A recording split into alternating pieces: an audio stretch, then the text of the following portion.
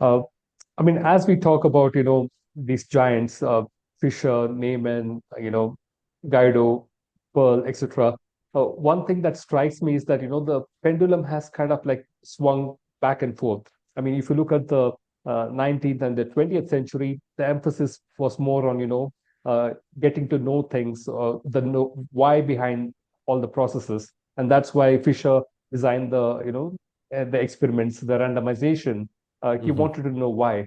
But then fast forward to 21st century, I think you remember the paper from Leo Bremen, the Statistics to Culture, where he kind of, admonished statisticians that, hey, why are you too much focused on the inference? I think you ought to be focused more on the predictive side, right? I think now the pendulum has swung again on the other direction, and people are more asking about causal inference. And that's why, we are all talking about causal inference now. And people Hmm. have shown a lot more interest to apply causality not only to our classical domains but also to LLMs. They want LLMs to be causal. Do you Hmm. think the pendulum will swing to the other side where people say, "Fuck it, no, don't you don't have to worry about causality anymore. Let's go back to predictions."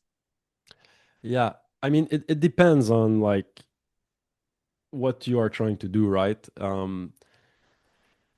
If you are trying to send a notification to your client that will increase his chances of buying something, maybe you just care about an accurate prediction. You don't care what is the mechanism that leads to the behavior. Maybe if you understand the mechanism, your intervention can work even better. But um, if you are a scientist, well, having a prediction is maybe not useful. Or if you are an epidemiologist, for example, and you say, well, based on my understanding of correlations, uh, people that drink coffee are smokers in higher proportion. Okay, I want to reduce smoking in the population. If I make an intervention on coffee, probably it will change nothing because the link is not causal. It is just correlational. It is a spurious correlation, as we say. So it depends on your focus. Um, I think if you are doing science, you cannot escape the causal question. It is always at the end, not always, but a lot of what we are interested in science is causality.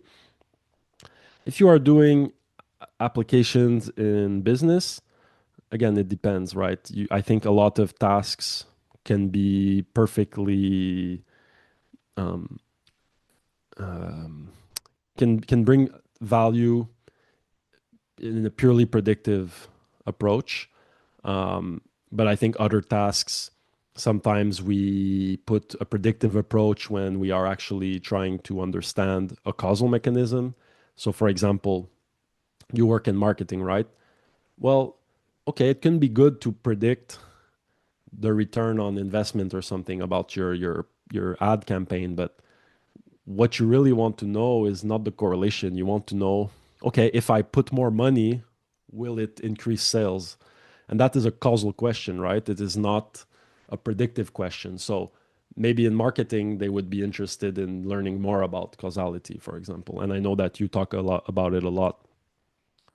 So it really depends on the problem. So um, I think there is this, sometimes I don't know if it's like social media or if it's just the way that we talk about things. It's like, like, oh, well, prediction is garbage. You need causal inference. Okay. And I don't think it's like that. I think it really depends on what you're doing. And a lot of problems can be solved with predictive techniques.